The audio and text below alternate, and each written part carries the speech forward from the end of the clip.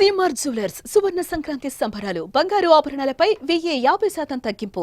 తమిళ్ కన్నడ ఫిలిమ్స్లో మెయిన్ లీడ్స్గా number of films చేశారు. అందులో చాలా సూపర్ డూపర్ హిట్స్ ఫిలిమ్స్ ఉన్నాయి. మన తెలుగు ఇండస్ట్రీకి వచ్చేసేటప్పటికి కొన్ని ఫ్యూ ఫిలిమ్స్ చేశారు. అందులో కూడా మంచి హిట్ ఫిలిమ్స్ ఉన్నాయి.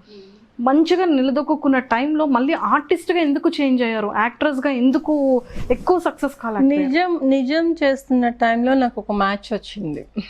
ఓకే, ఫిలిం కెరియర్ చిన్న ఏజ్ లోనే, మ్యారేజ్ చిన్న ఏజ్ లోనే. అవును, నిజం చేస్తున్న టైంకి వచ్చింది. సో ఒక 3-4 months అట్లా థింక్ చేసుకోవడానికి నేను టైం తీసుకున్నాను. బట్ మంచి పర్సన్ని మిస్ అవుతానేమో అనిపించింది నాకు లైఫ్లో. సో కెరీర్ అన్నది లైఫ్ లాంగ్ కాదు, పర్సన్ అన్నది మనకి లైఫ్ లాంగ్ జర్నీ ఉంటుంది అని చెప్పి, సో మళ్ళీ నేను ఆ పర్సన్ మిస్ అయితే మళ్ళీ నాకు ఆ పర్సన్ ఇంకా అంతా నేను బెస్ట్ పర్సన్ చూడలేనేమో అని చెప్పి, so I decided love marriage. Okay, so me husband గురించి చెప్పాలి అంటే ఒక ఫ్యూ వర్డ్స్లో ఏం చెప్తారు? అంటే ఫ్యూ వర్డ్స్లో చెప్పలేరు, బట్ మా కోసం అడ్జస్ట్ చేసుకొని చెప్పాలి. నా ప్రాణం. మీ ప్రాణం.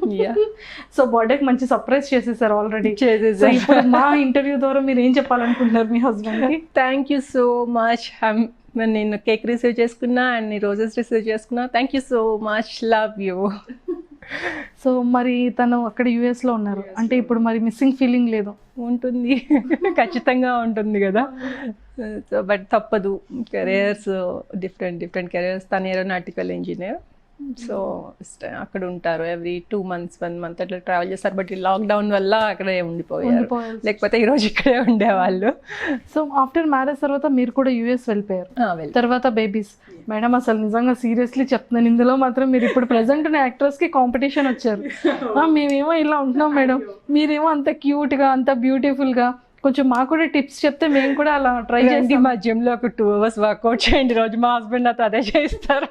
సో మీరు కూడా జాయిన్ అవ్వండి. ఓకే, ఈ సీక్రెట్ వెనకాతల హస్బెండ్ అన్నమాట. తనకి ఫిట్నెస్ మీద చాలా ఇది ఉంది, సో నన్ను కూడా జాయిన్ చేశారు తర్వాత. సో నేను కూడా ఎవ్రీడే ఆల్మోస్ట్ 1-2 hours నేను కూడా చేస్తాను. So ma'am 10 years after marriage తర్వాత కొంచెం స్మాల్ గ్యాప్ ఇచ్చారు. అంటే అది అసలు అంటే గ్యాప్లా అనుకోవాలా మేము, లేదా ఇంకా నాకు కావాల్సిన హస్బెండ్ హ్యాపీగా మ్యారేజ్ చేసుకున్నాను గ్యాప్ అని అస్సలు అనుకోను. ఎంత లైఫ్ని ఎంజాయ్ చేశానంటే ఆ టైంలో అంతే ఎంజాయ్ చేశాను.